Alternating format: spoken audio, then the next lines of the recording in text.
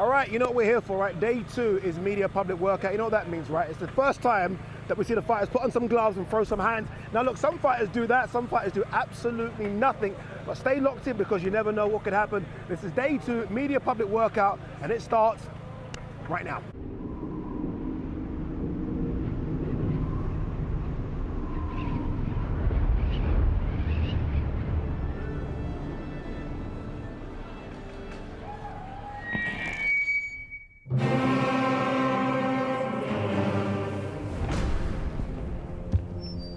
Ladies and gentlemen, tonight we gather to witness an epic rivalry between two titans, where the stage transforms into a battlefield. Let the spectacle begin!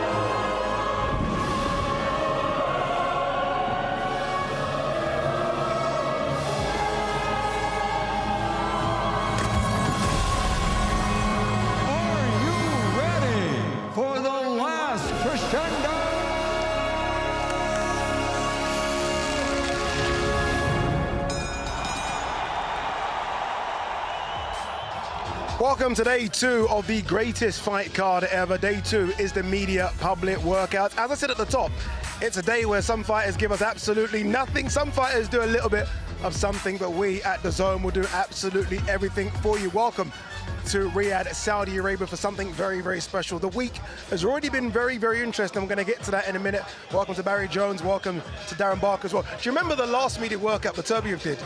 And he did like gymnastics and calisthenics in the ring. So as I say, some fighters do give you something. What are you expecting to see, Darren? Look, it's all part and parcel of it. I think the younger guys on the show sort of buzz off of this. I think the senior guys, they've been there, they've done it all before. But if you can't get up for this, on the grandest stage of all, the biggest boxing card that's ever been, then there's something wrong with you. You know what I like? I like when the opposing fighter watches what his opponent's going to do. It's almost like the mind games, I guess, start now. Yeah, and also because some fighters actually make it a little bit of a workout, give it sort of a minute of proper pad work. Most of them just walk around, stretch a little bit, and you don't want to give too much away. I don't think it makes a massive difference now, because they've seen enough of you. And this is not for them, this is for the fans. So it's a media obligation that they have to do. I don't think anyone wants to do it, but you know, people get another good look at them all week. It's, you know, it builds the excitement, and I think it's an added plus, I think. I did say it's been an interesting day in boxing, an interesting 24 hours. Conspiracy theorists being thrown all over the place, fingers being pointed as well. Chris Mannix and Sergio Mora are on the main stage to kind of fill the blanks in for us. Chris. Well, Sergio, it wouldn't be a boxing fight week without a little bit of drama. We have some in the lightweight title fight featuring Shakur Stevenson and Floyd Schofield. Floyd Schofield withdrawing from this fight, citing an illness. The timeline as we know it is that on Tuesday, Floyd wasn't feeling well. He went to the hospital to get checked out. He missed the grand arrivals here on Tuesday on this stage. And on Wednesday morning, it was decided that he could not go through with this fight. Sergio, your reaction to Floyd Schofield's withdrawal? Well, I'm up in the air because what was the actual prognosis? Was it dehydration? Was it exhaustion? Was it injury? Was it food poisoning like his father said? We don't know. That's what's concerning here. That's why everyone's really picking holes in his stories. I'm giving him the benefit of the doubt. He's 22 years old. We know that he was the biggest underdog out of every big name on this list. He was the one that was least expected to win. So maybe it was the prognosis was cold feet. That's what a lot of fighters think. We don't know, all right? So all we do know is we hope he rests up, he comes back, and he gets another opportunity because he's a young kid with a bright future. Yeah, look, if you're sick and you can't go through with the fight, that happens. I do think it's a bad look by Floyd Schofield Sr. to be throwing out all the accusations that he was throwing out over the last 24 hours with no real proof ultimately behind it. He did start to backtrack on that earlier today as well. We still will have a fight, a 135-pound title fight. Now, I can confirm that Sergio did not throw his name into the mix to be the replacement. Couldn't make it to 135, but Josh Padley can. He is getting down to 135 just a few days before this fight. He is top 15 ranked by the WBC. What do you think of Josh Padley's chances coming in on short notice? Hey, credit to Josh Padley for taking this fight. So yes, he is undefeated. He's a tricky fighter. I mean, he has good hand speed, good foot speed. He's coming off a win against a southpaw. Shakur's a southpaw. That's a good look. So you could take some positives here. This is a big moment for him, a huge moment to be the 3-division world champion. Sometimes greatness can happen. Who knows? What do you think about the adjustment that Shakur Stevenson is going to have to make? He had spent weeks preparing for Floyd Schofield. Now he gets Josh Padley.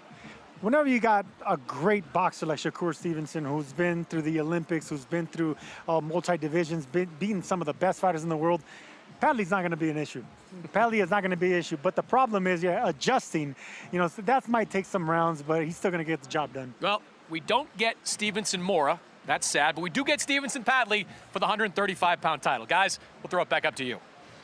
In a world where big Riyadh season cards happen, pullouts happen, if you're a fighter, it's the idea, this is the perfect time to stay ready, don't get ready. Yeah. And I guess if you're Josh Padley, you're a guy that's always in the gym, you're staying ready, because as soon as Chris Mannix said 135 pounds, I kind of gave you guys the look like, how is he going to make 135 pounds? I almost thought this would be 140 non-title fight, 135 pounds. It's going to be difficult whatever weight he was, but not everybody walks around the stone over their weight.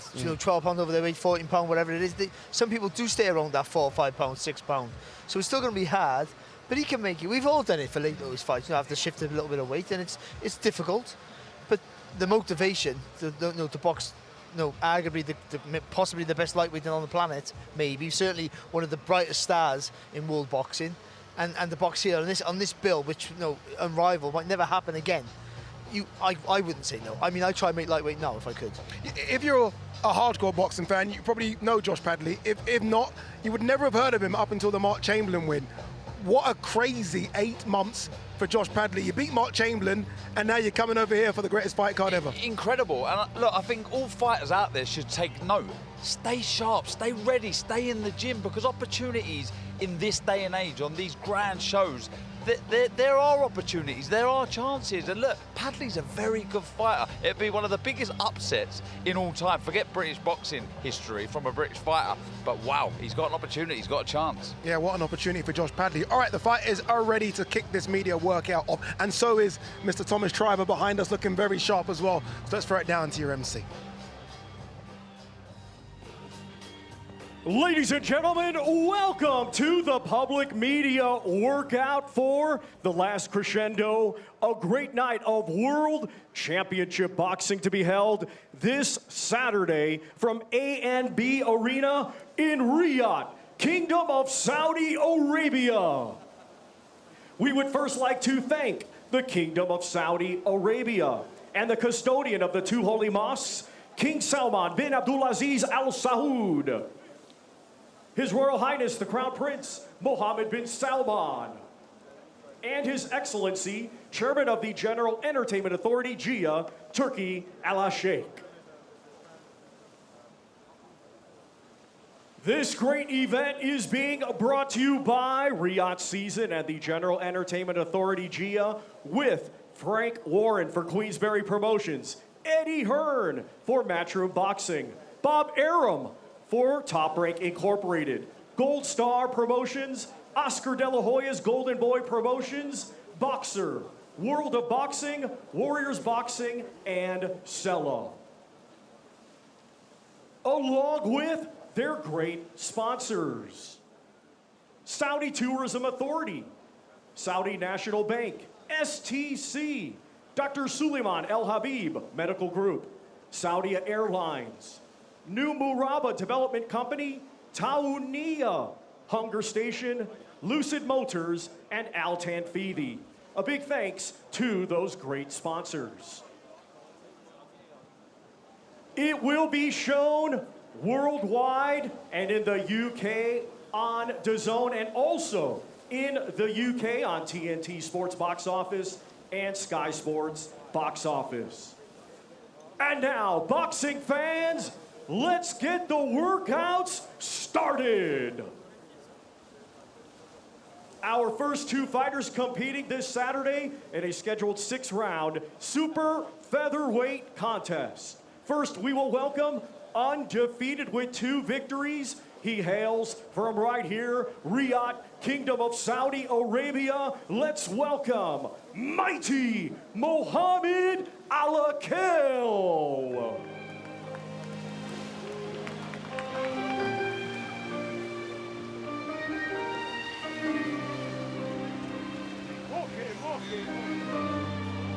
Here comes Mohammed Alakel, the vastly improved Mohammed Alakel. I don't think I've seen a novice make such a jump from one fight to the second fight. And he surprised me just by how good he's become in the second fight. Yeah, he looked a totally different fighter. I think when Darren commented on him, just said, this is not the same kid. He looks the same, he sounds the same, but he's not boxing the same.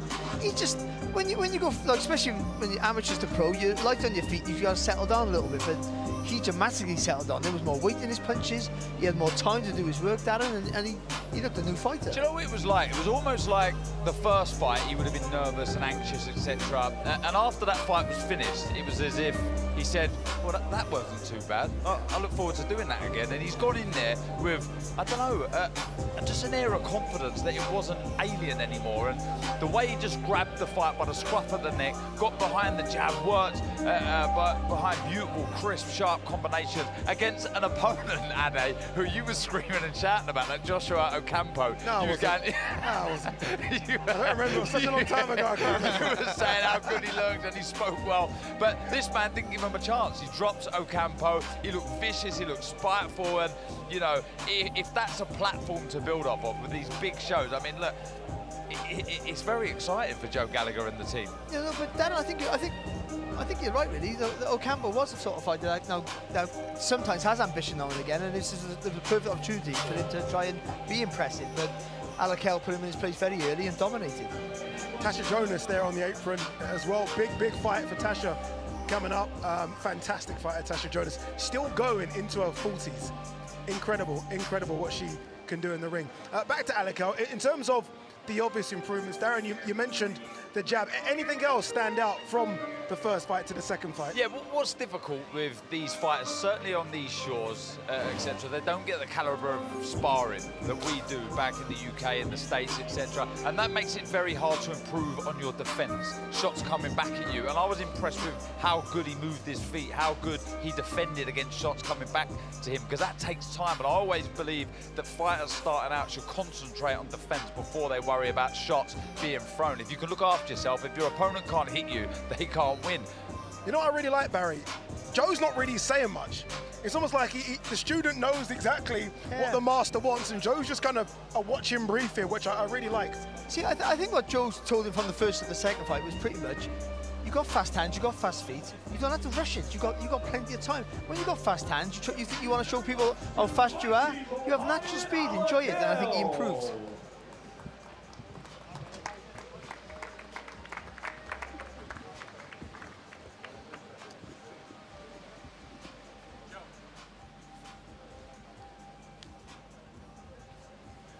Well, Mohammed, a couple of days away from your big fight. How are you feeling going into this? Yeah, I'm feeling good. All the hard work is done, and I'm just looking forward to putting on a show for my fans.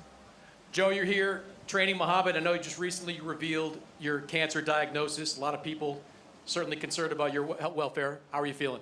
Yeah, good as gold. Life goes on as normal. I'm really looking forward to Mo's fight now.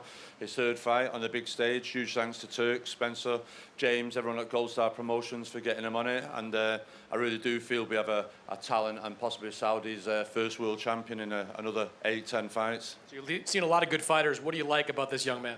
His dedication, his application, he's willing to learn. We've had Roberto Duran in the gym for the last 2 weeks, giving him advice, and Mo's been like a sponge. He's absolutely soaked it all in, and how can you not with a pound-for-pound legend like Roberto Duran? So Team Duran are here. They'll be with us in the gym tomorrow, and we look forward to another good performance Saturday night. Mohammed, that's a lot of good minds you've got in the gym around you. What have you learned from Joe and from Roberto Duran?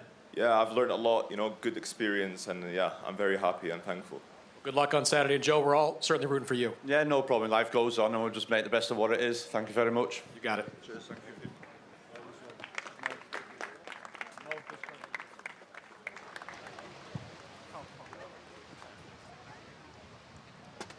Yeah, again, just to echo what Chris Mannix said there about Joe Gallagher, obviously we got the horrific news that Joe Gallagher is at a stage now where he's got stage 4 bowel and liver cancer.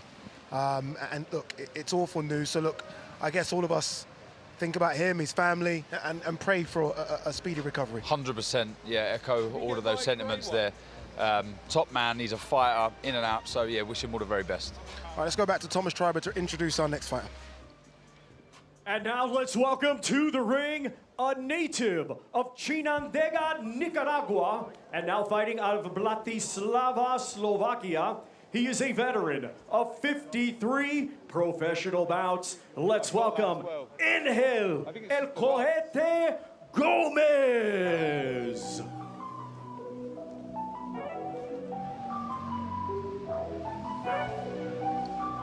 Engel Gomez. Look, 53 fights is 53 fights. Yes, there are a bunch of defeats there, but 53 fights means you're very experienced, you know how to survive, and he does that. Of the 42 defeats, I mean, only 8 have been by knockout. And only 2 stoppages in his last 20 fights. So he knows. I love how we're finding things here. Yeah, look, he knows how to survive. Me and Barry know, you know yourself, Barry, these type of opponents are here to serve a purpose. They're here to help the development of these young fighters to progress and learn and keep understanding the trade of boxing. But look, this man will do what he can, you know. Look, can you imagine if he was to get stuck in and try and fight? Because as I said with young Mohammed Alakel, these guys know how to look after themselves, but they don't often let their shots go because they understand their role in boxing, but they know how to fight, are they? So if he all of a sudden thinks, do you know what, we're going to have a go here, it's a massive card. I always think that, like, with your journeyman, look, they know, you're right, they do know how to fight, and sometimes you watch a journeyman just decide, you know what, let's have it. Well, that's why you got carried away with Joshua O'Campbell. I tell you what, stop reminding me. I tell you what journeymen used to do is they play their part, but if you weren't very good and just being protected, then they would go, they had some professional pride, and then they put it on you a little bit. But I think it's the climate has changed now. He's here, as Jan said, part of his development. We just know, and if he comes to have a go, it helps Alakel because then he maybe gets a stoppage. He can put his work together well. If he covers up and goes into his shell, then Alakel's got to show something different. He's got to be a bit more forceful. So he's got to try and open that defense. And again, whatever it is, it's all learning development. Just having, if you can, when the coach is telling you in the corner, go at the next round, do what he's saying. I know that's unique to only to boxing because any other sport, everything's competitive from the offset. Because it's such an intense sport with a short career, you have to have these development fights to make it to a championship level. It's so interesting watching journeyman and the profession just of a journeyman, because you're watching him here and you can see all the attributes of a good fighter. Like, you're watching his feet, you're watching his hand speed, but it's interesting how it just switches over to, okay, we know exactly the role that we play. Yeah, because as you say, thank you very much to Engel El Cohete Gomez. He won his first few fights. You know, he starts out with ambition, and I think he's found that actually, you know, I'm earning more money fighting regularly, and yeah. You know, as we've said, serves his purpose, serves his role very, very well.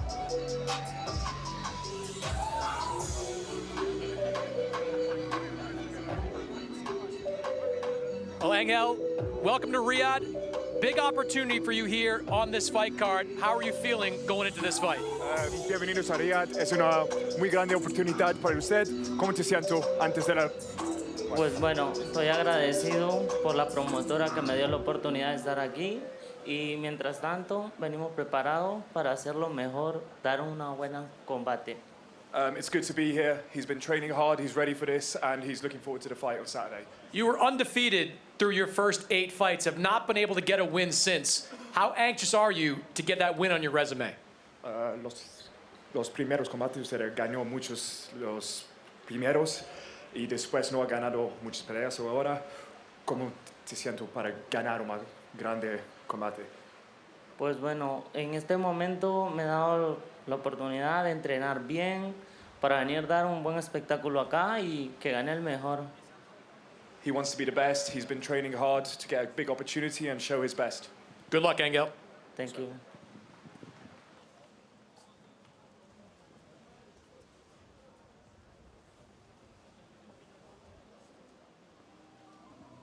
Our next fighter competing this Saturday in a scheduled 6-round welterweight contest. He is undefeated with 6 wins, 1 draw, 1 win coming by way of knockout. He hails from right here, Riyadh, Kingdom of Saudi Arabia. Let's welcome Ziyad Almaayouf. I was in the gym with Ziyad Almaayouf. We were talking about Buddy McGirt, and I asked the honest question, like, how much time do you get with Buddy?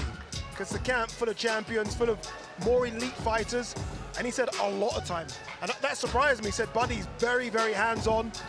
And I like that, because I almost felt like he's almost an afterthought for Buddy, but it's not the case. He gets exactly the same time as the other champions. Yeah, and this means an awful lot to him. He really wants to do well in the sport of boxing. He lives and breathes it. His story is remarkable. This is not just a hobby. This is not just a job. This is his life, and he wants to get better. So being around someone like Buddy McGurk is so important for your development. I like his shift in mentality now. He's not seeing this role as the flag bearer of Saudi Arabian boxing as a pressure, more as an honor. And he's going to go out there now and I think just express himself more from a technical side of things. He said he's been working more on defense, and I think that's correct. I want to see a workout though, Barry. This is the second time where he's come in and there's no workout attire. And look, I understand it, but I would like to see you throw a bit of hands. Certainly with the cold I mean, that's weather. what it is for, isn't it? Yeah, I mean, it's do something. You do, but I think, you know, I think the whole thing with Almaayouf is that, you know, he came on the scene, thought it was all going to be easy for him, I think, to be honest. He's such a lovely guy. I thought it was all going to be easy, and he's found out that, and it's been good, but it's been more difficult than he thought, and he's learning so much, but I think he has to simplify things, I think. And I bet you in the corner they've been doing that.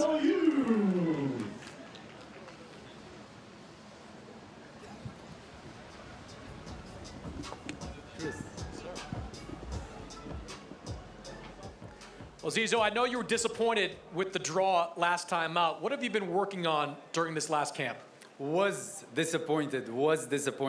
Now I know that this is what I needed, what I wanted, but we only learn later on, and that's what I love about this journey. You know, I am the first ever Saudi pro fighter. I'm going to have bumps on the road, and I love being the first, and I want to be the first world champion, and I want to do so many firsts, but what's more important is to be the first of many. I want to show the younger generations coming after me that when you have these small bumps on the road, you just keep going. Persistence beats talent, persistence beats even hard work. But I learned a lot from my last fight, regardless of the decision, and that's the mentality I'm going into this fight as well. Head movement, defense, but all that will not work if I'm not calm and composed. As long as I am calm, composed, and I am not a victim to the pressure, I'm a superhero because of the pressure. And that's what I want to feel. I did a long training camp in Liverpool. I feel like it's blown back the spirits into me and the confidence, and I can't wait to fight. I love this journey. The day I get used to it is the day that I failed myself. You're an easy interview, Zizo. Good luck to you. Thank you, Chris.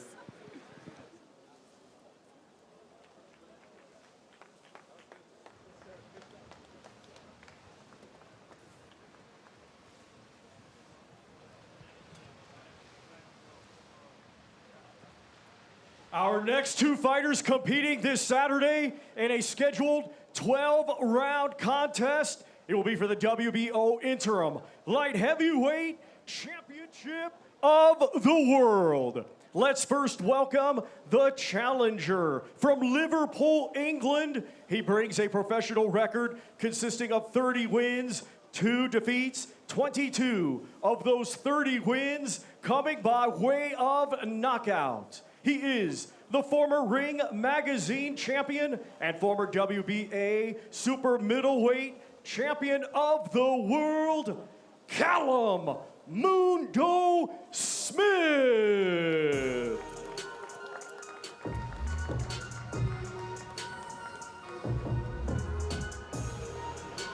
Barry, what an intriguing fight this is. What a great fighter this man walking to the ring is as well, Callum Smith. I mean, incredible at super middleweight, only lost to the great Saul Canelo Alvarez, only lost at light heavyweight to Artur Beterbiev. I mean, it's not a bad career, is it? No, he's got a really good resume, Callum Smith, and also a tall fighter who can box just effectively close up as he can, arguably better close up than he can at range. So you know, he knows what he is, he knows what to do at the right time at the right time. He's had a vast experience with wins and defeats, and the only question is, how much does he have left? I think he's got enough left to give Buatsi. Is that desire, or is that, when you say that, do you mean desire or do you mean like physically? I think a bit of both, actually. Okay. You know, I mean, what did the Artur Beterbiev fight take out of it? Making weight, all that. Just, you know, boxing takes its toll on you. And even the business side can wear you down a bit. And you stay in for the money sometimes. I'm not saying that's his case, but that could be the possibility as you get later on in your career. But I think he has ambitions to be a 2-weight world champion. I think he sees this now as the best chance of ever. He's going to do it. So this could easily be elevated to a full world title. And if he can get over the line against a Buatsi who's been hot and cold, then this would be the chance for him to do it. What an intriguing fight, Darren, isn't it? Brilliant. I mean, again, for what is the real main card opener, it's a fight that would do the M&S Bank Arena. It's a fight that could do the O2 Arena. It's such a massive fight. Thank you very much to Callum. Brilliant fight, really is. What Barry said there, when you talk about desire to do it, I think his desire is purely because he wants to do it. He doesn't have to do it. He's got all the money in the world, money he can't spend. He's got the belts back home in his trophy cabinet, so he's doing it because he wants to, and that makes you a dangerous fighter, in my opinion. Who is the favourite here? I know I like to put you guys on the spot, but we say the card's 50-50-50, and that's not really how it is. I mean, is it Buatsi a 60-40 maybe just? Yeah, it's Buatsi on form, I would say. You have to say Joshua Buatsi. Well, Callum, just days away from your return to the ring against Joshua Buatsi. You contemplated retirement for a couple of days after the Artur Beterbiev fight. What made you make the decision to keep pushing forward? I just realised I hadn't fully achieved what I believe I'm capable of, and there was rumours this fight was going to happen, and it was the fight that motivated me. I always said it was a motivational thing. If there was something that made me want to get back in the gym and made me want to make the sacrifices, then I'll do it. And this fight was offered, and it's a fight I like, and it gives me a great opportunity to get back to where I want to be. What made, you said you learned a lot from that fight against Artur Beterbiev. What are some of the things you took away from it that you think make you a better fighter? It just highlights areas what you need to improve, and losing definitely does that more so than winning. It's easy to paper over cracks when you're still winning and think you're doing everything correct, whereas losing, say, magnifies those areas, and if you don't go away and work on those, then it's pointless being in this sport. You've always got to evolve as a fighter and always got to aim to improve, and I'm a bit of a perfectionist, so I'm constantly always trying to improve and better my game, and hopefully we'll see some of those improvements this weekend. Good luck, Callum. Thank you very much.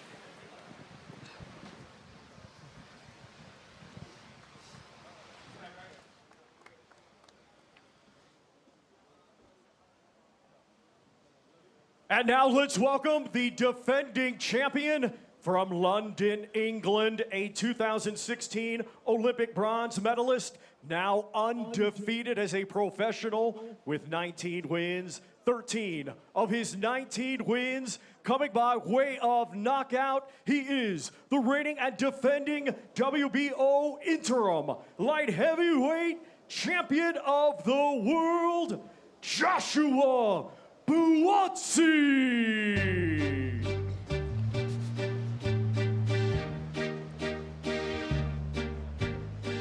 Okay, here comes Joshua Buatsi, the unbeaten Joshua Buatsi, who last time on a Riyadh season card beat Willie Hutchinson, a very, very tough fight. Overcome that, now it's Callum Smith. Callum Smith's gonna join us in the studio as well. Come in, Callum. Okay. Here comes Callum. Callum, this is, I mean, you've done big cards before, you've done big events. This is interesting, isn't it? Yeah, it's huge, it's massive, it's a pleasure to be a part of it, and I think you'll see it now, each fighter only probably gets bigger and bigger as the bill goes on. So yeah, it's an honour to be here, and I'm trying to soak it in and enjoy it more than I usually do. So many big domestic 175-pound fights. No one ever really put you and Buatsi together though, it was others. Where's this come from? Did you kind of put your hand up for it? Was it just an offer that came across the table? No, it was just, I heard a few whispers and rumours that potentially they wanted this fight on this bill, and they told me the bill, and to be honest with you, I thought it was too good to be true, and then it has it. The bill I was told months beforehand is basically the bill that's happening, and it's a fight that motivates me, it's a fight that I like, and it's a fight that gives me a great opportunity to get back to where I want to be. Callum, boxing ability aside, what you do have in this fight in abundance is experience. 32 fights behind you. How do you get that into play Saturday night? I've just got to use it. You sell 12 rounds as a long fight, and the fight can swap and change as things are going on. You've got to adjust and sometimes maybe change tactics midway through a fight, and I think that comes with experience, when to put your foot on the gas, when to take it off and stuff like that. So yeah, you think you just gain experience over the years, and I believe I've got a lot now. Callum, the only question that people have, not about your experience, your quality of opposition and your ability to box, would be maybe the desire, because you've achieved so much. Yeah. What keeps you motivated? Just achievement. I want to be a 2-weight world champion, and I believe I'm really close to achieving it, and I believe I'm good enough to do it. If it didn't, I wouldn't be standing here. I wouldn't be making the sacrifices I make at home. So, yeah, I can see where people are questioning that, but look, I didn't believe I was as good as I used to be, or I didn't believe I was good enough to go and achieve it, I genuinely wouldn't be standing here now today. So, no, I'm confident I can do the job the weekend. Callum, let's quickly hear from your opponent, Joshua Buatsi.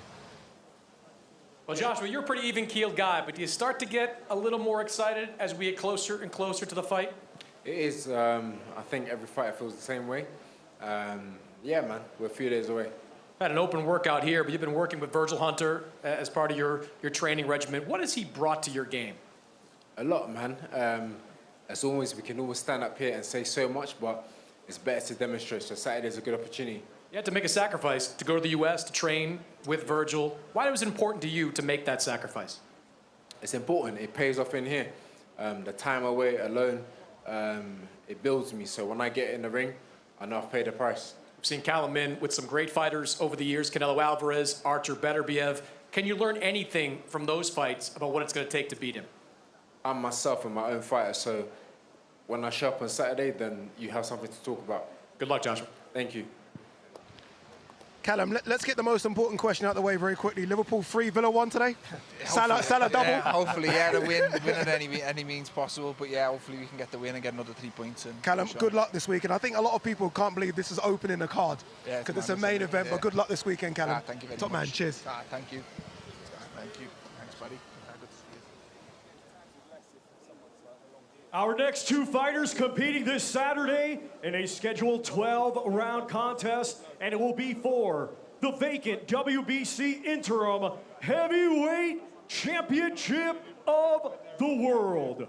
We will first welcome from Bochum, Germany, undefeated with 25 wins, 17 of those 25 wins coming by way of knockout. He is the undefeated former two-time EBU European champion and the #1 ranked contender by the WBC. Here is Agit Kabayel.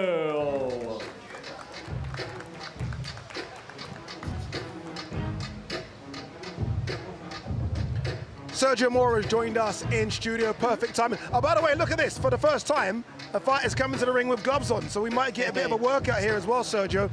I said this the other day, I'm going to repeat myself. I think Agit Kabayel's the most underrated top heavyweight. Like, when you think of the top 6, top 7, everyone talks about the other guys apart from Kabayel.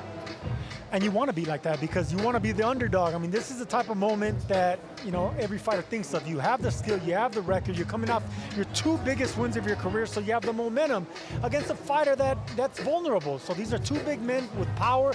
This is a moment of a lifetime for Kabayel. Is that true, Barry, what I said? Is he underrated? Because everyone talks about the other names around him apart from him, I think. See, when you talk about other fighters, like say Dubois, you go, watch out for that jab, watch out for the power. You know, but then another fighters, you know, Usyk is brilliant silky skills. With Kabayel, you don't pick anything out massively to go, that's the weapon to be careful of. But what he is an all-round fighter. Yeah. He does nothing fantastic, but everything well. And you might think, you know, all right, maybe at the very, very, very, very top, the elite, that falls short. But I think he's underrated. I think what's really good, is most impressive with him, is his fight management in the ring. I think he knows what to do. He gets the tactics right every time. Makhmudov, perfect. Sanchez, perfect tactics. And he'll need that on Saturday night. Is it a simple case of, if this goes early, it's Zhang, if this goes late, it's Kabayel? Because we have seen Zhang, we've seen the gas tank run empty. Absolutely, and not only that, but nobody's really tested Zhang's body. Kabayel tested Sanchez's body. That's how he was able to knock him out. Anytime you're dealing with heavyweights that go to the body, heavyweights usually ignore the body because they're always going for the head. They got that big eraser, especially with their right hand. This man likes getting on the inside. He's a volume puncher. He pushes fighters back, but it's the body shots are going to be the telling factor. In the land of the giants, he's quite small. I mean, obviously Usyk is the exception to the rule, right? But I mean, Zhang's going to come here and we'll see him. He's 6'6", 290 220 pounds. Kabayel's what, 6'3", 230? Yeah, but I mean, it's not ideal, I understand that, but also somebody being small and short, and I say this obviously knowing well all about that, can be a friend because you can get underneath that, you can get underneath those jabs, you can slide into this, you can move around the target quicker. And I do think that, no, it's not always Zhang. If Zhang can keep knocking you down, he can stop you late. But Kabayel's got a good engine, and if he can be busy, he can put Zhang in plenty of trouble.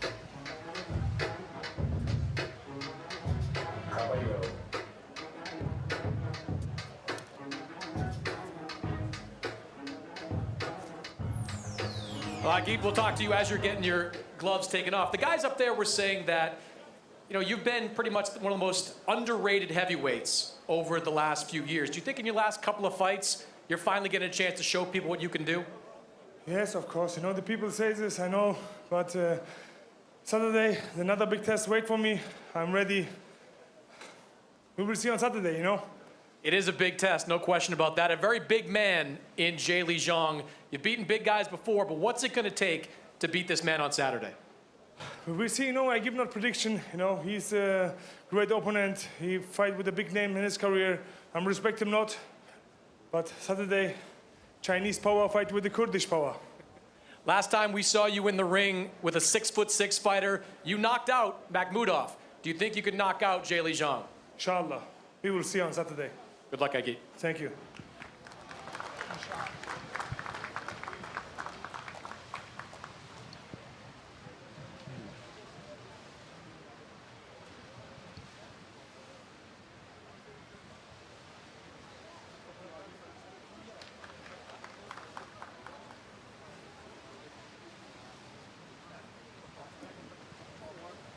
And now let's welcome, fighting out of Bloomfield, New Jersey, USA, by way of Shenzhou, China, a 2008 Olympic silver medalist, now with a professional record consisting of 27 wins, 2 defeats, 1 draw, 22 of those 27 wins coming by way of knockout. He is the former WBO interim world champion and the #2 ranked contender by the WBC. Here is Zhilei Big Bang Zhang.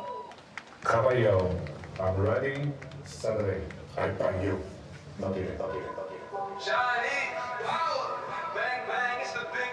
This man is a real problem in the heavyweight division. A lot of people talk about his power. I think they forget the amateur pedigree as well. He can do a bit of everything, Zhilei Zhang. Has he improved the gas tank? He looks a bit lighter, but I do wonder what you can do at 41. I think he's set in his ways now. I can't, and also he's technically a very good fighter. I think he has good technique. He punches correct, and his timing's very, very good. But he boxes for 20 seconds, 25 seconds max at every round. And that's the issue, that's the problem. But what he showed certainly against Joe Jones and others, that he can knock you out in any round. It hasn't got to be early. But the problem is, if you can get a big lead, you can take a shot. Because at some point, like he did with Parker, he's going to hit you and he's going to hurt you. How you react to that just dictates whether you can beat him or not. And it's power as well, Sergio, that he doesn't seem to load up with. Now, you watch those 2 knockdowns that he did against Joseph Parker, he barely touches him, or at least that's what it looks like. And you're down and you're out and you don't know what happened. When you're that big, that strong, that heavy, you don't need to hit a fighter clean. You're always gonna hurt him wherever you touch him. And the thing about Zhang is he fights like in slow motion. You know, he's really wicked with that right hook. Anytime you have a left-hander with that right hook, it's hard to get away from that. And this man, once he's on the outside or the inside, he's always dangerous. And like I said, doesn't need to hit you clean. Always gonna be powerful. There was a lot of talk about Zhang versus Martin Bakole. It never happened. Can you imagine the carnage with those 2 290-pound men?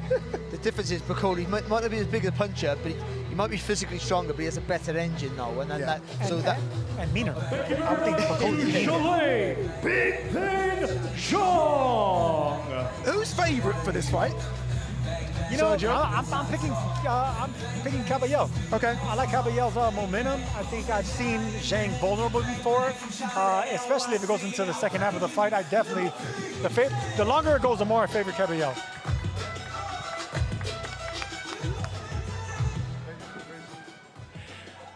Well, Zhilei, just a few days away. By the way, still the best theme song of anyone walking out here. How are you feeling going into this fight? 这还是最好听的主题歌之一啊！你今天感觉怎么样？哎，我发现，然后给我创作了好多我的主题曲，我很喜欢。Whoever created these songs, I love you. Your relationship with your trainer, Sean George, goes back to your days in the amateur ranks. Your career as a pro has really taken off since he's become your full-time trainer. What has he brought to you? What's made a difference? 你跟老肖是从业余时期就一直到职业时期，那最近他这么几年的时间，给你带来了什么变化呢？带来很多变化，带来了现在有时候约比赛都约不上，然后很多人都避战我，然后前2天我还告诉他，我说你把我练得太强大了，然后都不愿意和我打。Well, I blame him for making me the most avoidable fighter in the division. But I love him. We saw you look kind of not so great against Joseph Parker, and you looked brilliant against Deontay Wilder. What Zhilei Zhang can we expect on Saturday? 跟帕克的这一场呢，打的可能很多人觉得不是特别好，跟维尔德打的特别好。这周6会有什么样的表现？比打维尔德更好。Way better than when I was fighting Wilder. Good luck, Zhilei. Thank you.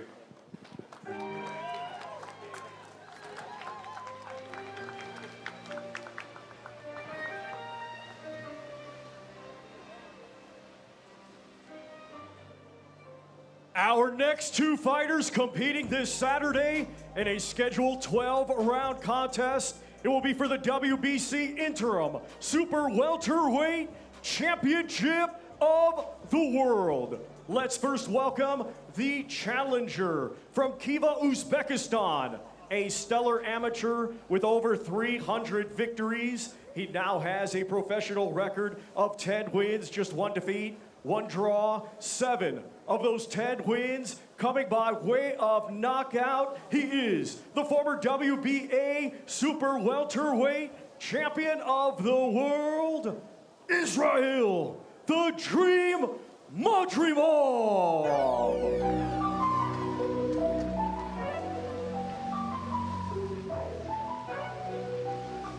Barry, the more people I speak to during fight week, the more people are leaning to this as the fight of the night. Israil Madrimov, you heard it there, over 300 victories as an amateur. I mean, that's incredible. And so far as a pro, just the 1 defeat, and that's to Terence Bud Crawford. It doesn't count. It doesn't count. Listen, he is a very technically gifted fighter who I think is developing and finding out he has a bit of power as well, more than before. But with a lot of people boxers from his region, it's the movement, the way they get it, that semicircle around the body, the way they dictate that, the little pivots and the twists and the turns, and they hit you from angles, you don't know where they are, you can't respond to that. He has a fighter up against him who's going to come right at him, the punch long, and that's going to be difficult for him. Not that he's going to be aggressive, the fact that he punches long, Ortiz, and so Madrimov's going to try and time that without being on the end of that power. But he has the boxing brain, the ability, I think, to adapt to that. In the gym yesterday, I saw him hitting a bit of pads, and his movement very similar the way he bounces on his toes to Bivol. It was almost, I was trying to, it's like Bivol, but also he kind of throws these weird shots like Golovkin used to do. You know where he kind of turns his hand right at the end. I'm not trying to say he's Bivol Golovkin combined, but you can kind of see what I mean. He's got a bit of everything. We call that the corkscrew punch, where it comes over the top, on the top of the head or around the guard.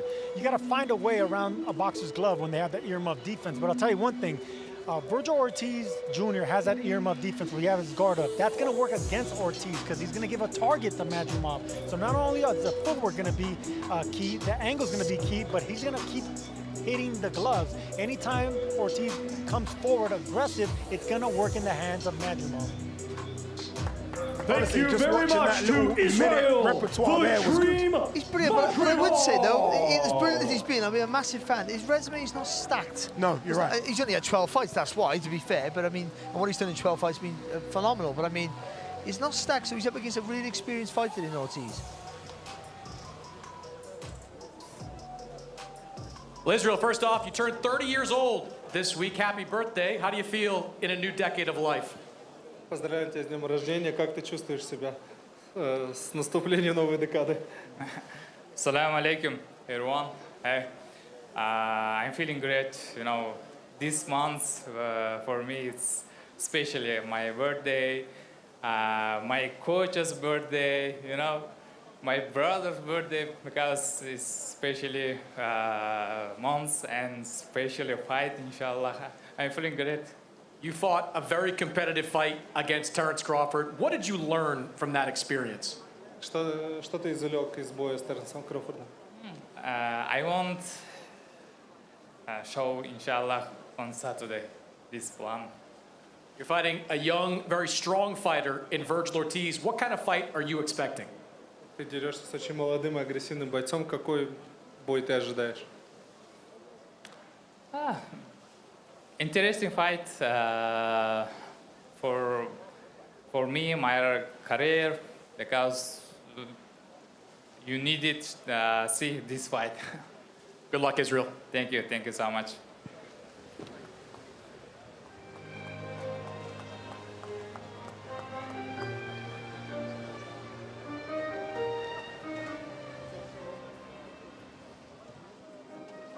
And now let's welcome the defending champion from Grand Prairie, Texas, USA. He is undefeated with 22 wins, 21 of those 22 wins coming by way of knockout. He is the reigning and defending WBC interim super welterweight champion of the world, Vergil Ortiz Jr.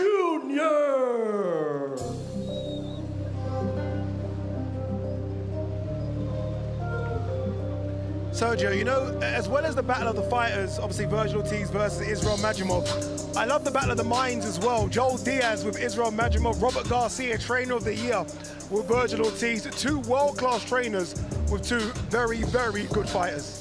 Two of my favorite trainers coming out of the Southern California area. I'm big fans of both, but I'm a big fan of this man right here because, yes, he's all power, he's destruction, but what a lot of people don't give him credit for is intelligence. You have to be intelligent with that pressure that Ortiz puts on you, and he finds a way out. You know, whenever he's having issues with movers, like he did against McKinson. Yes, McKinson went into the second half of the fight. He figured him out. Kavalauskas, who was able to put him down, you know, was fighting at angles. He was able to find a way there. The thing about his opponent, the thing is he's going to face a mover and a boxer, but he'll figure it out. Vergil is that special to be able to figure out fighters like Madrimov. I'm so happy as well that we've got over the hump. Obviously, look, medical problems before, which kind of hindered his ability to fight at 147. 154 pounds is his weight class. You look at him and he's almost perfect for the weight.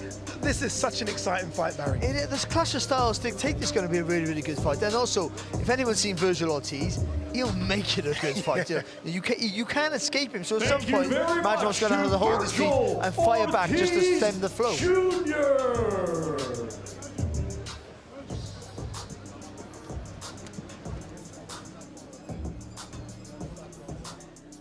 Well, Vergil, I know you've been waiting a long time for this opportunity to fight here in Riyadh. How are you feeling a couple of days out? I'm very excited, man. I'm very motivated, and I'm ready to go, man. I'm ready to fight, you know. There are a lot of new rules being out here. It's not the same as in the U.S., including that midweek weight check. How are you feeling physically going into this fight? I feel great. You know, it ain't nothing but chicken wing, you know. So it's cool. You know, with Sergey Boachuk, you knew it was going to be a toe-to-toe fight from the very beginning. We've seen Madrimov fight a couple of different styles in some of his recent fights. What kind of fight are you expecting? I'm expecting a chess match, but you know, exciting at the same time. You know, it's not going to be boring. It's going to be a fun one for the fans. What do you think is the key to beating him? Just being myself. Good luck, Vergil. Thank you.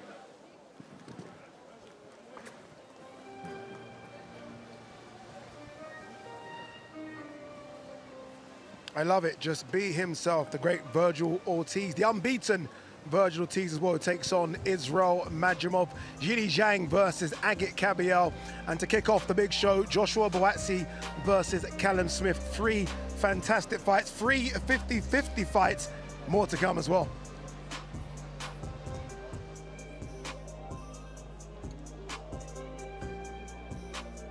Our next two fighters competing this Saturday in a scheduled 12-round contest, and it will be for the WBC Middleweight Championship of the World. let's first welcome the challenger from Ilford, Essex, England. He is undefeated with 21 wins, 17 of those 21 wins coming by way of knockout. He is the undefeated former EBU European, Commonwealth, and WBC silver champion, and the #1 ranked contender by the WBC. Let's welcome Hamzah Sheeraz.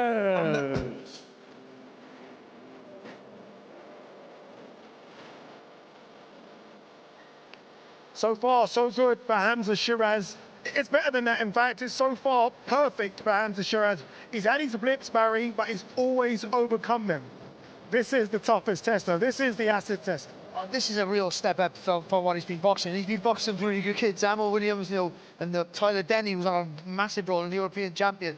But I feel Hamzah Sheeraz, in the last 2 or 3 fights, really knows who he is and what he is now, and he understands, even though he's a tall fighter, he's got that judgment of the distance. He knows that jab's a good weapon for him, but also he finds the space for a tall fighter up close. He finds the space for that uppercut and that hook. That's very difficult to do for a big fighter, to get the leverage with those long arms. But he somehow can do it the way he starts to turn his body.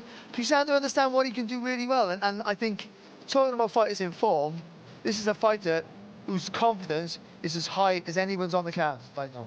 Sergio, 4 years ago, he decided to relocate to America. That's where he trains. He trains out of the state.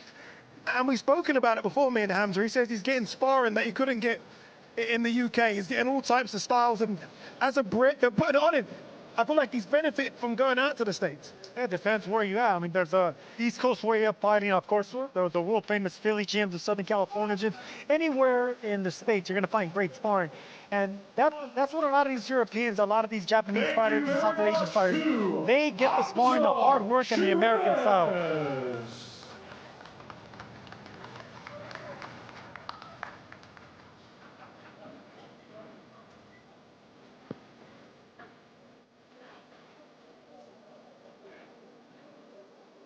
Well, Hamzah, you've been asking for this opportunity for a few fights now. You finally get it. How are you feeling as we get a little bit closer? Yeah, alhamdulillah, I'm feeling great, ready to go.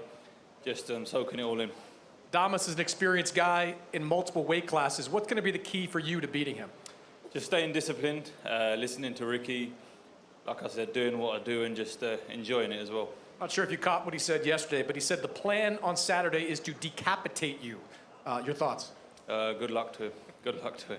Good luck to you, Hamzah. Cheers, thank you.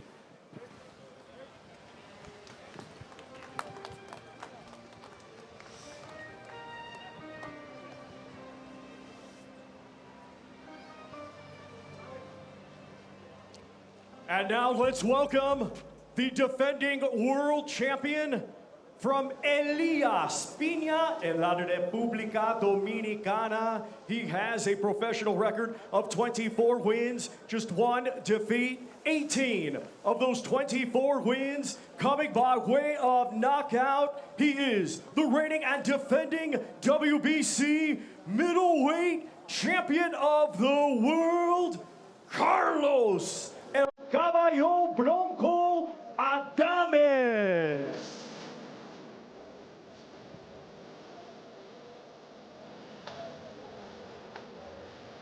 Carlos Adames, the current WBC middleweight champion, making his way to the ring. You look at a couple of those victories there. Sergei Derevyanchenko, fantastic victory. J. Rock Williams, remember a champion at 154 pounds, great victory as well. This might be his biggest as he takes on Hamzah Sheeraz. Hamzah here with us in studio as well as coming into studio. Right there, Hamzah. Yeah. I almost felt with that interview with you and Chris Mannix that the fight mode's on now. Yeah, like smiles are gone. Yeah. Yeah, it's short, the workout short and sweet. You're now ready, Hamzah. Yeah, that's it. Biggest fight of my life Saturday night. I'm feeling cool, feeling calm, but yeah, laser focused and locked in. This is what you've always wanted, right? You've called for those world title shots. You've called for Adames or Alam Kanali. You've got Adames. What do you make of him as a fighter? He's a good fighter. He's a good fighter. Someone I've been watching for a long time as well. And now I'm sharing the ring with him. He's a champion, a proven champion, and a champion I want to beat. Yeah. What happened to you for like the last 2 or 3 fights? You've always been a good fighter, but the last 2 or 3 fights, something changed in you, and you just the belief Yep. has gone beyond your body. You just look phenomenal. Like, you know what you're doing Yeah. when you're going to do it. What was the catalyst for that? Do you know what it is? I think it's spending so much time in Los Angeles, rubbing shoulders with all these world champions, sparring them as well. And then you've got the likes of Hall of Fame trainer Joe Goosen in my gym. When someone like him tells you you're going to be a star, they're almost correct, aren't they? So hearing them words of people like him and then going in there, you just have this different sense of confidence and belief.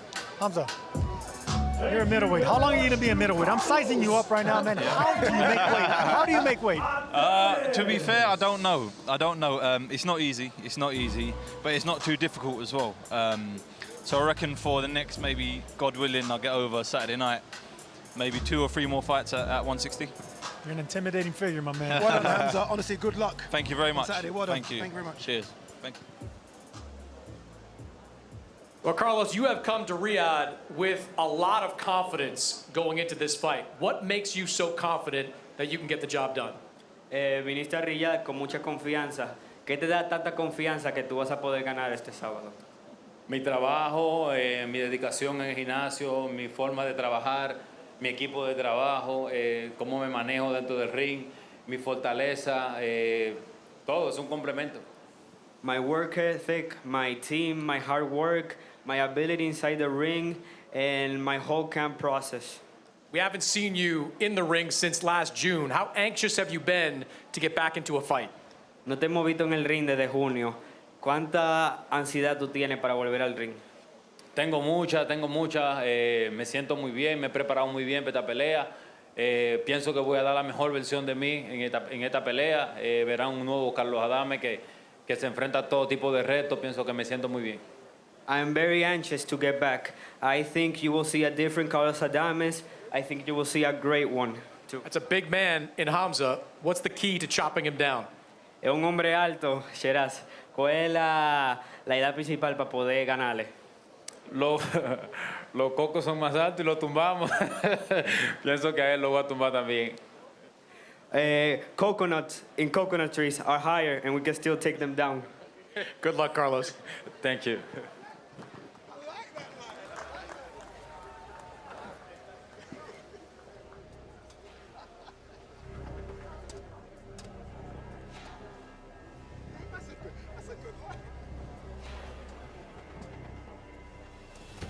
Our next fighter competing this Saturday in a scheduled 12-round contest, and it will be for the WBC Lightweight Championship of the World. He will be taking on the challenger, Josh Padley. Let's welcome the defending champion, fighting out of Brick City, Newark, New Jersey, USA, a 2016 Olympic silver medalist, now undefeated as a professional with 22 wins, 10 of those 22 wins coming by way of knockout. He is a 3-weight world champion and the reigning and defending WBC lightweight champion of the world, Shakur Stevenson.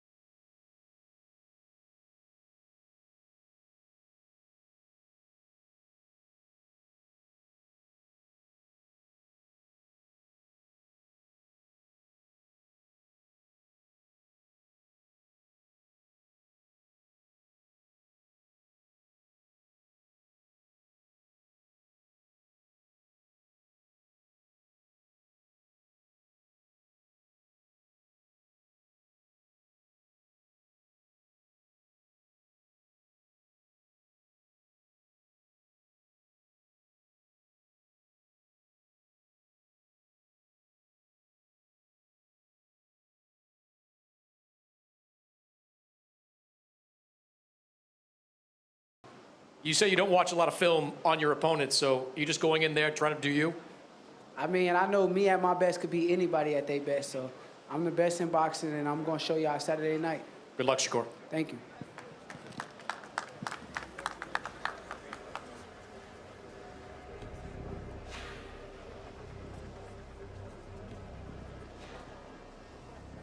Ladies and gentlemen, our co-main event this Saturday is scheduled for 12 rounds, and it'll be for the IBF Heavyweight Championship of the World. Let's first welcome the challenger. From South Auckland, New Zealand, he has a professional record of 35 wins, 3 defeats, 23 wins, coming by way of knockout. He is the former WBO Heavyweight Champion of the World, Lupe Soliai, La'auli Ale Maliatoa, a.k.a. Joseph Parker.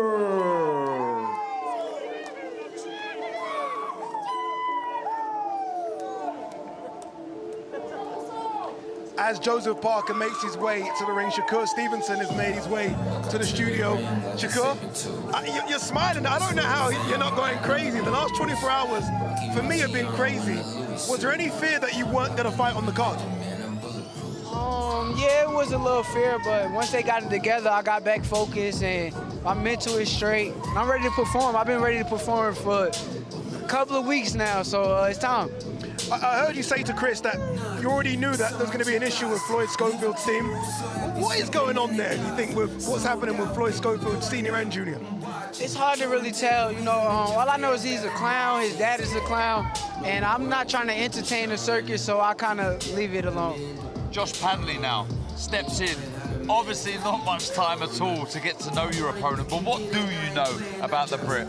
I know me at my best is better than everybody, so I go out there and show the world who I am, they're gonna see. Do you watch him though? Will you study any tape in this short period? It ain't really no time to do that. I mean, I go out there and fill him out, and like I said, me at my best is better than everybody. Nobody can beat me, so I'm gonna show y'all. Shakur, everyone knows you as a lethal boxer, but are you going for the knockout against this kid?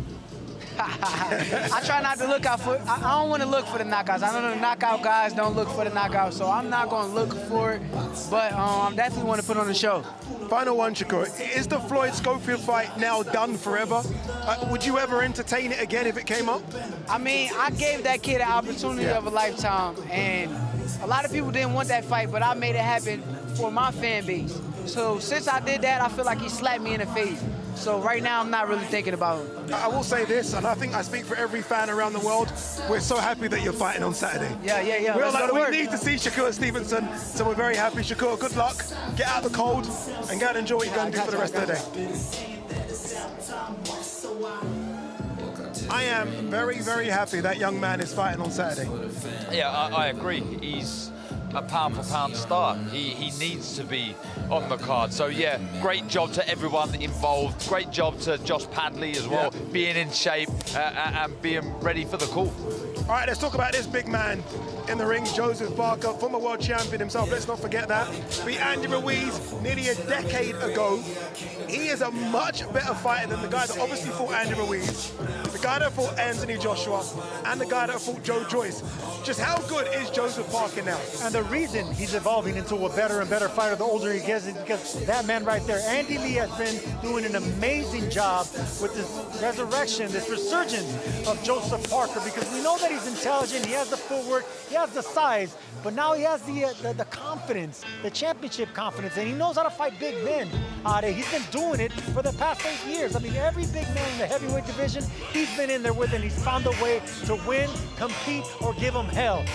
Joseph Parker's the truth. I hear a bit of snapping those punches as well, Darren. Let me tell you about Joseph Parker. It's still unbelievable that he's only 33 years old, but there is no box that has not been ticked for him. He has experience, he has the great team around him now. He has the victories, he has the defeats, and it's what you take away from defeat. So for him he just feels this is the perfect opportunity to be taking on Daniel Dubois. A man full of confidence. George Lockhart as well, I can see him just outside the ring. He's played a huge part in getting Joseph Parker in this great shape, this condition. This really is a fantastic fight that could top the bill anywhere in the world. You know what's interesting? Obviously, look, he's a lot heavier. I say a lot. He's a few pounds heavier than he was in his last fight. And you watch him on his feet, he still looks light on the feet as well. So they've transferred that extra weight correctly. Hence why George Lockhart's come into the camp to do so. You're right, it's a main eventer anywhere in the world, and we're lucky to have that as chief support here. Yeah, we really are. It's interesting. I give hand speed to Joseph Parker, but foot speed to Daniel Dubois. So at some point there's going to be a real clash. Okay, so, then let's quickly play this game.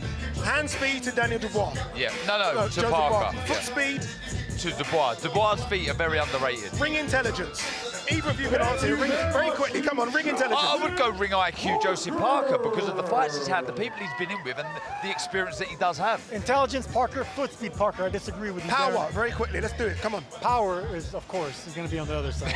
Yeah, okay, just testing you. Just testing you. Well, Joe, I don't think too many people here in Riyadh have been as happy as you to be here. You've been smiling all week long. How are you feeling a couple of days before this fight? You know what? I actually feel fantastic. I've done all the work, and I'm well prepared, and I just want to go in there and put on a great display. But I'm very happy, and I'm excited, but I'm saving it all for fight night. So you work in the pads there for a couple of minutes with Andy Lee. You've talked a lot about what he's meant for you and your career. What has he brought to you that's been different? It's taken me a while to understand what he's been trying to teach me, but it's come at the right time. The last few fights I've had, I've been able to show what we're working on, and I want to show it again on Saturday night. You've dealt with the power of Zhilei Zhang, of Deontay Wilder. How different do you think the power of Daniel Dubois is going to be? Listen, Daniel Dubois hits very hard. Bring it on. Good luck, Joe. Thank you.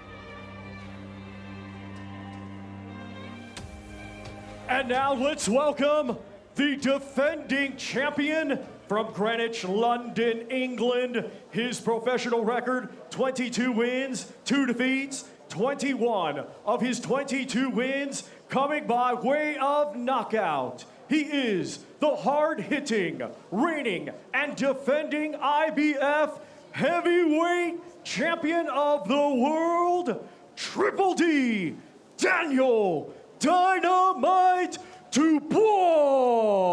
Yo, hear me now, rude boy and rude girl. Joseph Parker, you know, say you're in a world of trouble when you want to test the champion. You know, I keep repeating myself with Daniel Dubois, but I'm going to repeat myself again. What a turnaround, what an 18 months. The run is incredible. Really, really good rounds against Alexander Usyk in Poland. 100 pounds lighter than Jarrell Miller and stopped him. Hrgovic was unbeaten, the boogeyman stopped him. And AJ was on course for a fight with Tyson Fury, stopped him. Yeah. Insane. When you talk about the resurgence and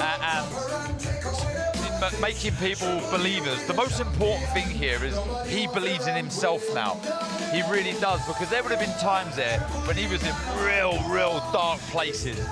But he's recovered, and he just shows you, you're only 1 or 2 wins away, and look at him now, he's the champion of the world.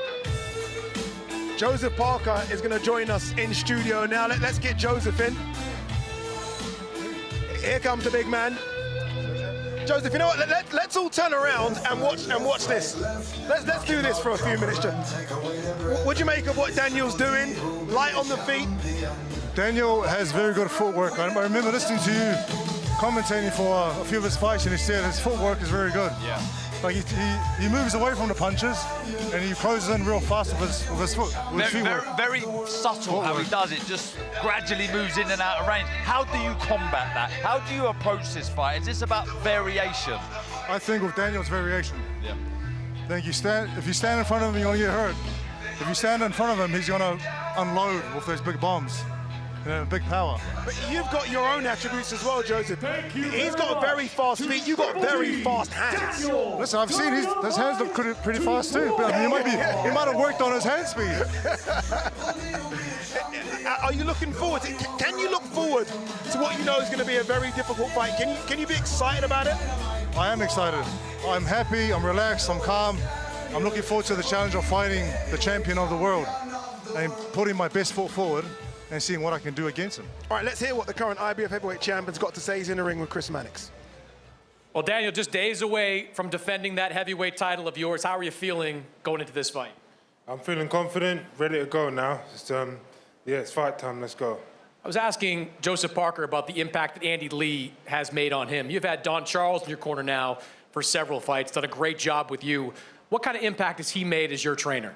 I think it's been a team effort, not just Don, my dad, and everyone that's around the team. They're just all working together, and it's powerful. Joseph Parker was just up there, very complimentary of you and your skills. What do you think of Joseph Parker? I'm just ready to fight on Saturday. Let's go. Let's go, man. How important is it for you to defend this heavyweight title? Really important. You know, it's the step to greatness, really. So, yeah, I'm ready. Good luck, Daniel. Thank you. God bless. There you go, Daniel Dubois. Very simple. That's what Daniel Dubois always says, just ready to fight. Joseph, what do you do for the next 2-3 days? Is it just hotel, relax? What do you do? Relax.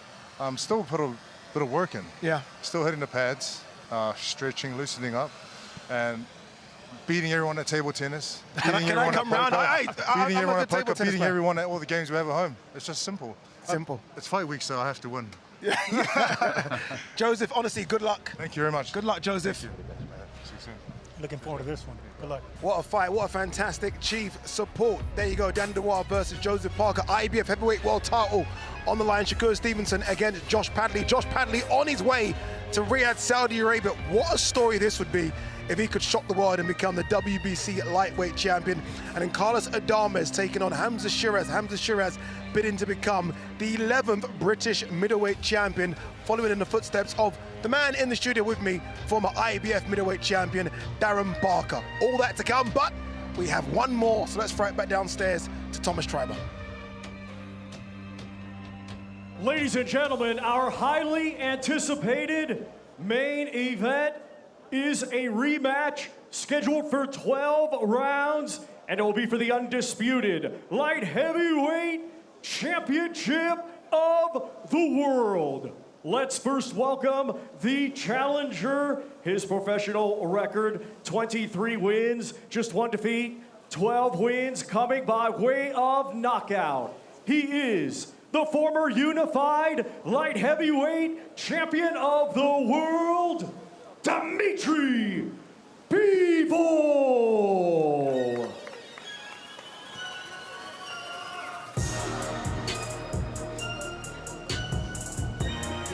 Here we go. What's on the mind of that man there, Dmitry Bivol? Is it redemption? Is it revenge? Is it becoming the undisputed light heavyweight champion of the world? So many questions will be answered on Saturday. What we do know, gents, and I'll come to you first, Sergio, this is round 13. This isn't round 1 of the second fight. They both know each other now. They've had 12 feel-out rounds. I think we're going to get down to action straight away. There's no other way. I mean, this is the second chance, a second opportunity for a fighter, a great fighter that came up short, but he came up short not because of what he did inside the ring, it's just what the judges saw outside the ring. He started off faster, but Beterbiev closed out stronger. So if Bivol can close out stronger and do exactly what he did in the first fight, I don't see how he doesn't win this fight. Do you know what? You spoke to both guys on Monday. Yeah. And do you know the impression I got was neither were that impressed with one another.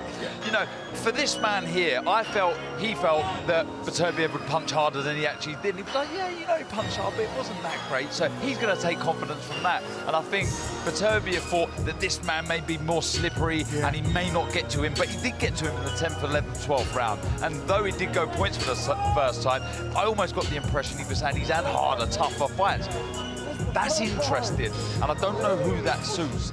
It may slightly suit Beterbiev, because if this man gets a little bit, I don't know, switches off and thinks I can take the power, I can take the shots of Beterbiev, he may walk onto one, he may get a little vulnerable and, I don't know, a little carried away. I can't see it because this man's ring IQ is second to none. It's exceptional. You said it there, round 13, this is going to be another blockbuster. You know, I would pay to go into both of their training camps to see how they train. So unique, so different. Both of them come from that old school Soviet Union style of training, but you watch them and you wouldn't know they've come from the same amateur setup because they box so differently. Bivol and mover, and we're seeing bits of it here. He likes to move, always on the balls, raising the toes of his feet. He's a fantastic fighter, Sergio. You know, the Russian school of boxing, just like the Cuban school of boxing, is some of the best, right? But the thing about the Russian school of boxing, Beterbiev comes from power, from aggression, from coming forward, looking for the knockout. He comes from the chess playing side of Russian, you know, the cerebral, using the ring, boxing around, using his jab. Two complete schools of Russian boxing, but the absolute best. Dmitry Bivol! What we just see there was poetry in motion.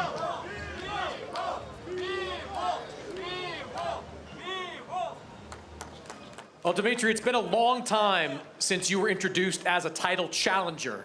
How are you feeling going into this fight? It's something new again. Challenger, it's new, fresh feelings. I like it. You went 12 hard rounds with Artur Beterbiev a few months ago. What did you learn from that experience? I learned that I don't like to lose, and I want to win.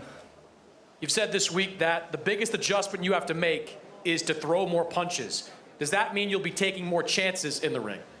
Yeah, of course.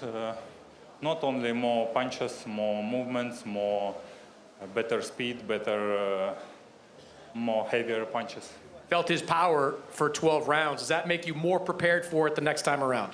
It's not about to prepare against the power. It's more about to make yourself better and to be ready for all situations in the ring. Do you think this fight will look a lot like the first fight, or are you expecting a very different one? I'm so excited, like all of boxing fans, how it will be. This is why it's so interesting, I think. Good luck, Dmitry. Thank you.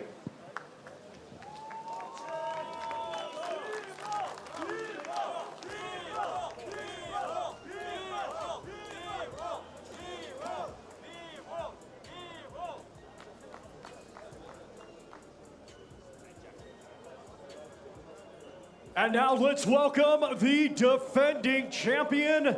He is a two-time Olympian, now undefeated as a professional with 21 wins. 20 of his 21 wins coming by way of knockout. He is the hard-hitting Ring Magazine champion and the reigning and defending undisputed light heavyweight champion of the world, Artur Beterbiev.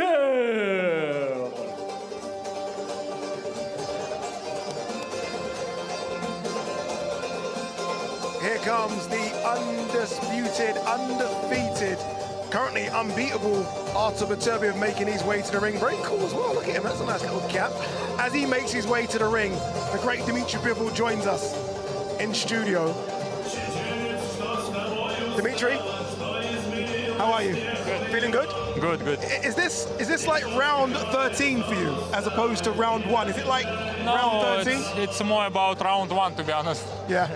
Is it strange? Chris said it there as well.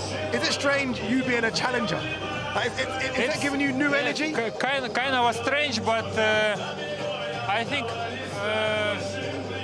fresh feelings, new feelings. Yeah.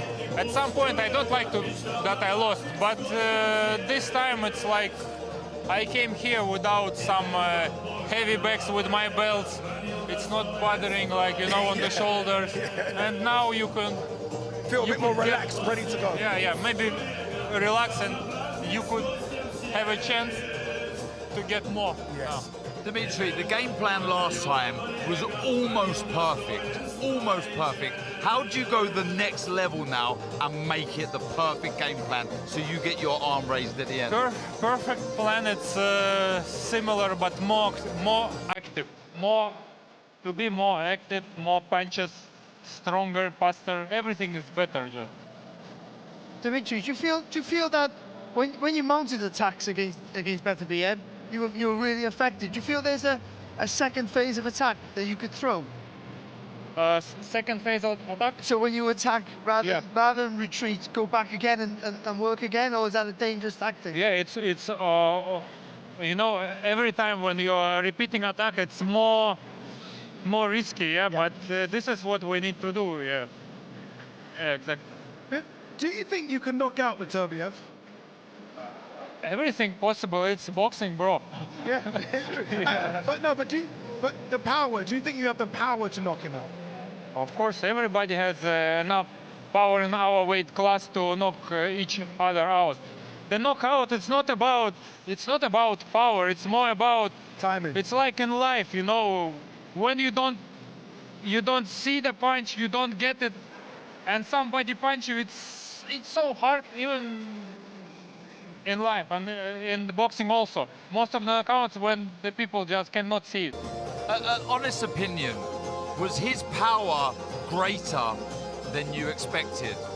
Or was it as hard as you thought? No, I was, you know, when I'm preparing to the fight, I always trying to think about my opponents, that they are amazing, you know, they are hardest, fastest, as I can imagine.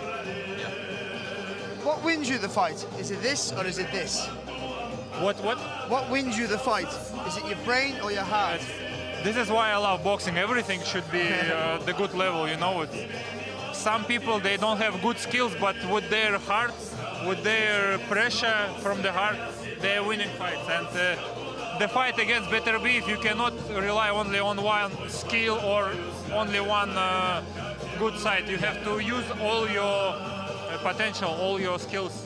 Dmitry, should we watch him a little bit? Should we have a look at Beterbiev? Do you normally watch your opponents when they do the workouts? Do you like to watch? I don't like to watch anybody fighting or training when I'm in my training camp, to be honest. So okay, I'm not going to make you watch then. You can go now, people. You can disappear. Would you do this? Tennis? Yeah, you do different type of things in training as well. No, it's just basic stuff. Yeah. In national team, we were doing it. Yeah. Dmitry, good luck. Thank you. In your bid to become undisputed light heavyweight champion. Thank you. I wish you good luck, brother. Thank you. You know, I always felt like you were perfect for 160 pounds. I look at Dmitry Bivol, and I always feel like he's perfect for 175. Like, it looks like someone that's never going to struggle to make the weight. Obviously, it will be hard, but someone that doesn't try to kill himself to make the weight to then rehydrate to a monster. I'm looking at his face right now, and his face doesn't look gaunt. He looks ready to go. Carl Frost was the same, wasn't he? One of those fighters, just lucky to be around that weight and strong at it. Yeah, he looks very, very good. Artur Beterbiev there finishing his work. We didn't get any calisthenics this time, but we are going to get an interview. Let's hear from Artur Beterbiev with Chris Mannix. Well, Artur, here we are again. You and Dmitry Bivol, the undisputed light heavyweight championship, just a few days away. How are you feeling going into this fight? I'm not bad. Does it feel any different having experienced 12 rounds with Bivol the first time? You now have that experience to lean on? Yeah, it's different. Yeah, a little bit different, but it's good. It's good experience.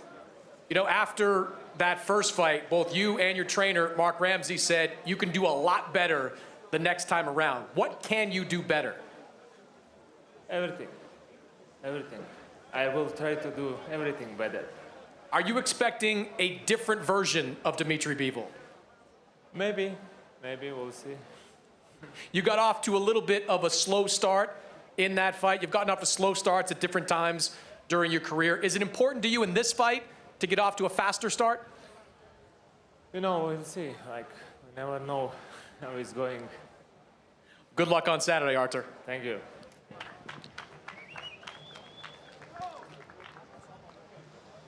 That's why Chris Mannix is the best in the business, because I mean you got to think in your toes when you're interviewing Artur Beterbiev, because he doesn't give you much, but what he does give you is a fighter that comes to take your head off, and he's going to try and do that to Dmitry Bivol on Saturday. Saturday coming your way. Remember, buy it now at DAZN.com. Artur Beterbiev versus Dmitry Bivol 2 for all the marbles at £175. Only one place to watch it, and that is the home of boxing, DAZN.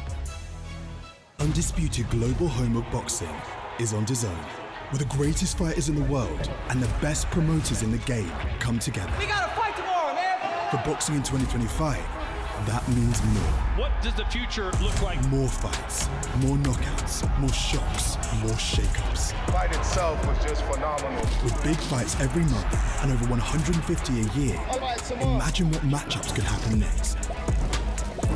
There will be more contenders at all the weights, for all the belts, from rising stars to superstars. Are you not entertained? At venues all over the planet, with unbeatable broadcast talent. Hello, people. Good to have you with us this evening. Experts, analysis, champions, legends. It's that first punch that lands dictates who's going to win. Nobody brings you closer to the action, anywhere, on any device. It doesn't get any better than this. Because if the fight is on, it's on DAZN, the global home of boxing.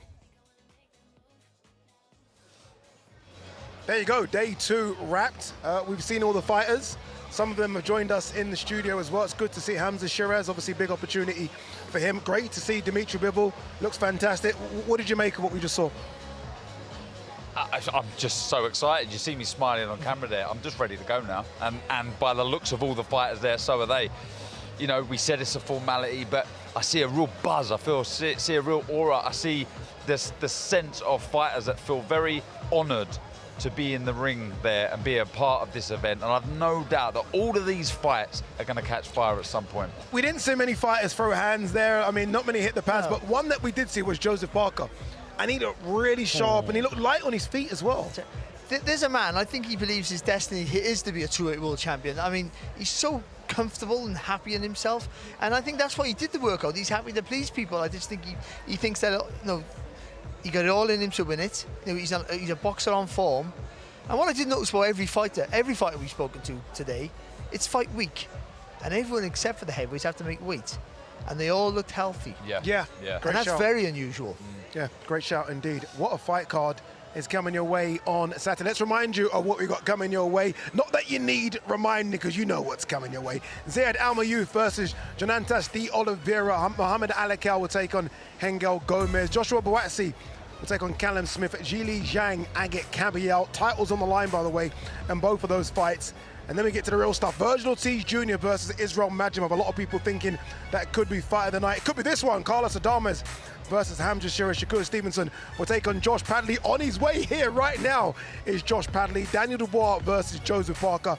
And then Artur Beterbiev versus Dmitry Bivol 2 for the undisputed light heavyweight championships of the world. Hey? I mean, what are we doing here? We're giving you too much, man. We're giving you too much. I said it the other day, it's an overdose. It really is. I mean, it's like Christmas. It's just unbelievable. I'm gonna ask you this tomorrow. I'm gonna ask you this on the way in. I'll probably ask you this on Saturday before the fighters make their walk. Fight of the night. Which one do you think will deliver us fight of the night? Well, I'm going chief support. I think the 2 heavyweights, there's so much on the line. 2 fighters that truly believe in themselves, and I think this is going to they're going to lock horns straight away, and it's going to be bombs away. You could close your eyes, put your hand in a hat, pick out a fight, and I think anyone could beat the fight of the night. But I'm going to go with Adames versus Sheeraz. I think there's going to be drama, there's going to be tops and tails, there's going to be adversity in that fight for both. And I think Sheeraz might just come out the winner. All right, 2 days down, 2 more to go, and then it's Saturday, and it's going to be special. Make sure you go to DAZN.com/boxing to purchase this event. We'll see you tomorrow for the press conference. That's going to be interesting. Friday weigh-in, Saturday. Well, it's the greatest card ever. See you tomorrow. The fight card of the century, live on DAZN, February 22nd. Dubois versus Parker, defend or dethrone for the world heavyweight crown. Beterbiev versus Bivol 2 for the undisputed light heavyweight championship. The fight card of the century, February 22nd, with belts on the line all night. Buy now at DAZN.com/boxing.